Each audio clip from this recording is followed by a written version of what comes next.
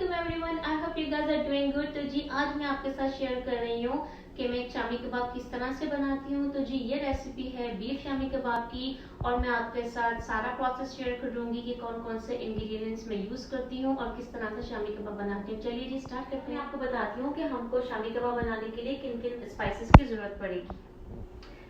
तो अच्छा, सबसे पहले मैं आपको ये बात मेंशन कर दूं कि जितनी स्पाइसेस आप देख रहे हैं यहाँ पे, टर्मरिक और सॉल्ट के अलावा एंड चिलीज के अलावा, ये सारे मसाले मैं घर में खुद ग्राइंड करती हूँ। जैसे ये क्रश पेपर, जिसे हम कुटी हुई मिर्च कहते हैं, ये मेरे घर का बना हुआ गरम मसाला है जो मैं खुद घर में बनाती हूँ।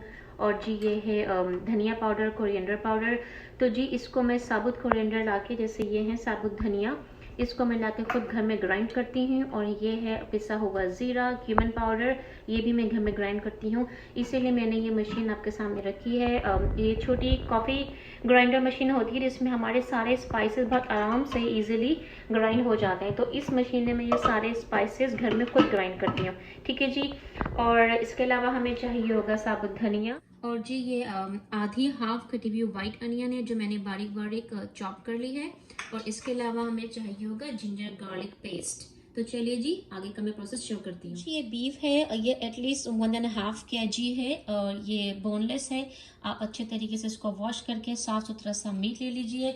उसमें हम डालेंगे at least 3 table spoon ginger garlic paste, और जी यह है 2 टेबल स्पून साबुत धनिया, आधी कटी हुई प्याज, वाइट अनियन में यूज कर रही हूँ।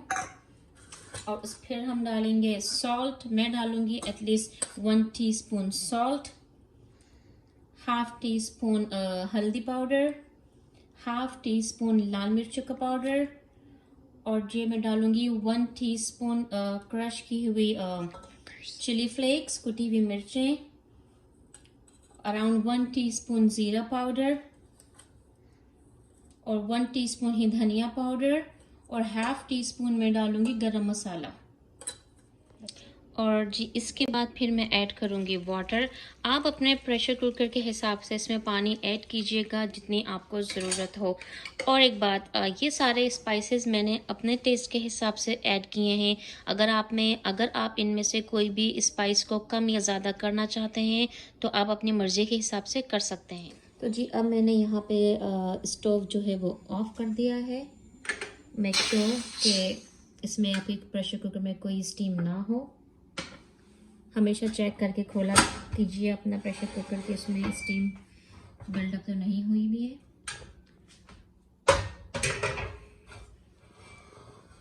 तो जी देखिए मैंने इसको एटलीस्ट 25 मिनट्स के लिए कुक किया है, और मैं आपको दिखाती हूँ कि जो मीट है वो कितने अच्छे तरीके से पूरा सॉफ्ट हो चुका है। ठीक है जी। तो अब हमें करना क्या है, तो जी ये मैंने यहाँ पे चने की दाल है, इसको मैंने सोक करके रखा था 15 मिनट्स के लिए। और ये मैंने आपको कप दिखाने के लिए रखा है यहाँ पे। ये एक्चुअल बेकिंग कप है जो हम बेकिंग के लिए यूज़ करते हैं। तो इस कप से मैंने 2 कप्स चने की दाल ली थी। इनको मैंने सोक करके रखा था 15 मिनट्स के लिए, वॉश करके सोक करके। अब हमें इसको इसमें ऐड कर देना है शामी कबाब के बीफ में। जी तो मैंने इसमें दाल ऐड कर दी है। और जो मैं आपको एक लास्ट इसमें अभी फ़िलहाल के लिए जो मैं इंग्रेडिएंट आपको बताना चाह रही हूँ वो है पिसी हुई इलायची। तो जब आप इसमें दाल ऐड करेंगे उस वक्त आप इसमें डालिएगा कार्डमम, पिसी हुई इलायची है ये। तो ये मैंने एटलीस्ट 2 to 3 पिंच डाली है। आप अपने टेस्ट के हिसाब से इसको कम ज़्यादा कर सकते हैं। तो अब जी और मुझे थोड़ा इसमें पानी भी ऐड करना पड़ेगा क्योंकि जब हम दाल को कुक करेंगे तो दाल के लिए भी हमको पानी ऐड करने की ज़रूरत पड़ेगी।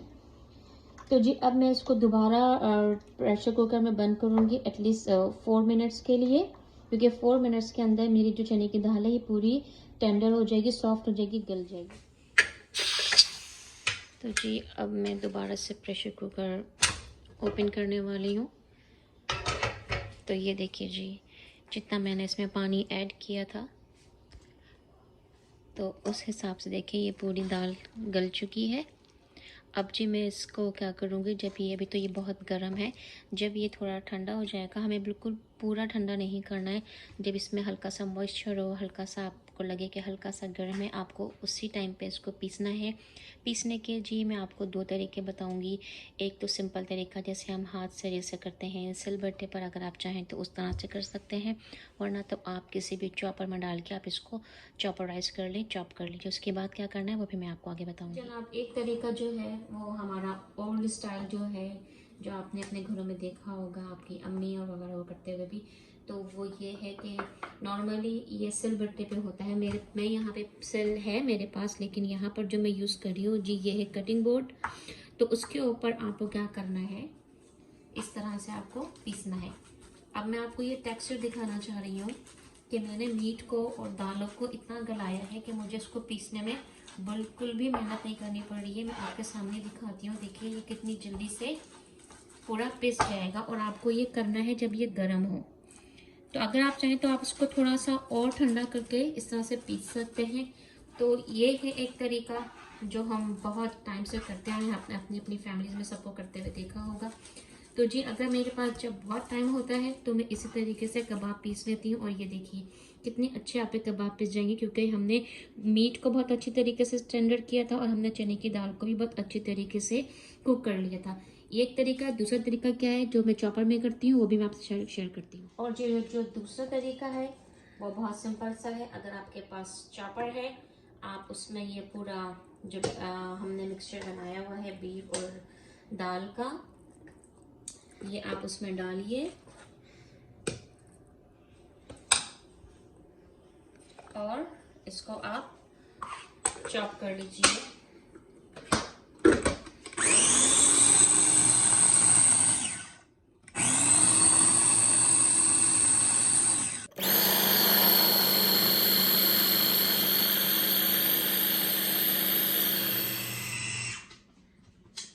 तो ये देखिए यहाँ पे पूरा मैंने इसको चॉपराइज कर लिया है। मैं आपको दिखा भी देती हूँ कि मैंने इतनी अच्छे तरीके से किया है कि इसमें आपको दाल और कुछ भी मीट के जो पीसेस हैं वो आपको नज़र नहीं आएंगे। तो जी आपको भी इसी तरीके से करना है, ठीक है जी। तो जी इसी तरह से आप ना थोड़ा थोड़ा करके आपके चॉपर के हिसाब से इसको आप पूरा ग्राइंड कर लीजिए, पूरा चॉप कर लीजिए। फिर मैं आपको बताती हूँ कि आगे क्या करना है। तो देखिए यहाँ पे मैंने ये सारा कबाबों का मसाला पीस लिया है। और देखिए आपको भी इसी तरह से पीसना है कि आप जब किसी भी तरीके से पीसें, चाहे आप सिल पे या आप चॉपर में चॉपराइज करें, तो मेक श्योर करें कि जो दाल है वो नज़र ना आए। अच्छा जी, 2-3 बातों का यहाँ पे आपको ख्याल रखना है। इस स्टेज पे अब आप अपने कबाबों में नमक और मिर्च अपने जायके के हिसाब से टेस्ट कर लीजिए। अगर आपको नमक और मिर्चें कम लगती हैं आप ऐड कर सकते हैं। अगर आप क्योंकि मैंने नॉर्मल डाली थी, मेरे हिसाब से मैं इसके अंदर ग्रीन चिलीज़ ऐड करूँगी। और अगर आप बच्चों के लिए बनाना चाह रहे हैं और अब बच्चे इतना स्पाइसी नहीं खाते हैं, तो इस स्टेज पे आप बच्चों के लिए अलग से निकाल सकते हैं और फिर उसके बाद आप इसके अंदर ग्रीन चिलीज़ ऐड कर सकते हैं। ठीक है जी। तो ये सब काम आपको अपने टेस्ट के हिसाब से करना है। तो जी यहाँ पर मैं आपको बता रही हूँ कि मैं इस तरह से हरा धनिया चॉप करके डालिए। और जी हरा धनिया इसमें आप अच्छा डालिएगा, क्योंकि इससे बहुत अच्छा फ्लेवर भी आएगा, खुशबू भी आती है और इस कबाबों के टेक्सचर में भी फ़र्क आता है। ठीक है जी।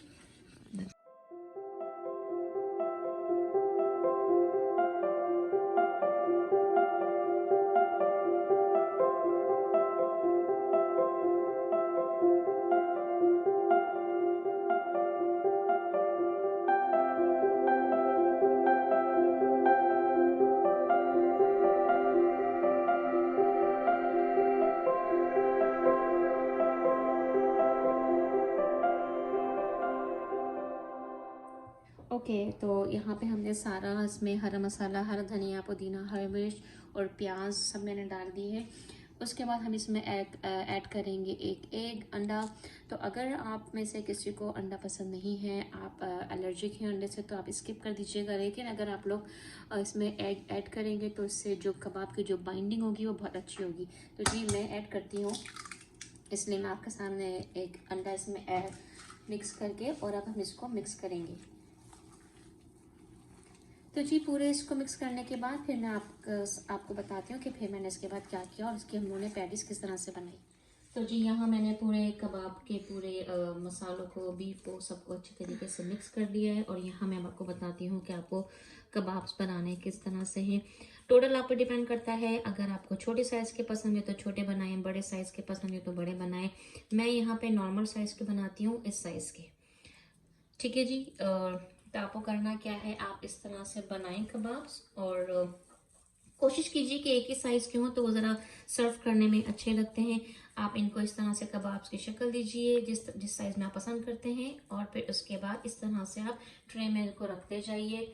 जब आपकी ट्रे फुल हो जाएगी, आप इन कबाब्स को फ्रीज़र में रख दीजिए 10 to 15 मिनट्स के लिए। तो इतने टाइम में ये आपके कबाब हार्ड हो जाएंगे।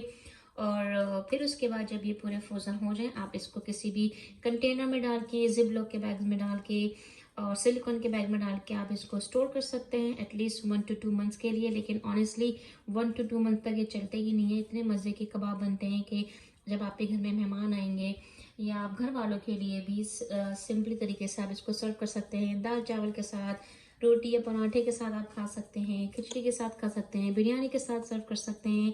इनके आप बर्गर्स बना सकते हैं, सैंडविचेस बना सकते हैं। तो जी ये कबाब बहुत तरीक़ों से आप इनको यूज़ कर सकते हैं। तो मैं आपको आगे उसको फ्राई करके भी बताऊंगी कि किस तरह से फ्राई करने के बाद ये लगते हैं। आप इनको इसी तरह से ही ऑयल में हल्का सा शैलो फ्राई कर सकते हैं। इसके अलावा आप अंडे को बीट करके, अंडे की कोटिंग करके भी आप इनको फ्राई कर सकते हैं, जिस तरह से आपको बनाना पसंद हो। ठीक है जी। तो जी यहाँ मैं आपको बता देती हूँ कि किस तरह से आपको फ्राई करना है। इनको फ्राई करने के लिए आपको बहुत ज़्यादा ऑयल की ज़रूरत बिल्कुल भी नहीं पड़ेगी। नॉन स्टिक फ्राई पैन में, रेगुलर फ्राई पैन में भी आप इनको फ्राई कर सकते हैं, और इस तरह से आप इनको हल्का हल्का शैलो फ्राई करें।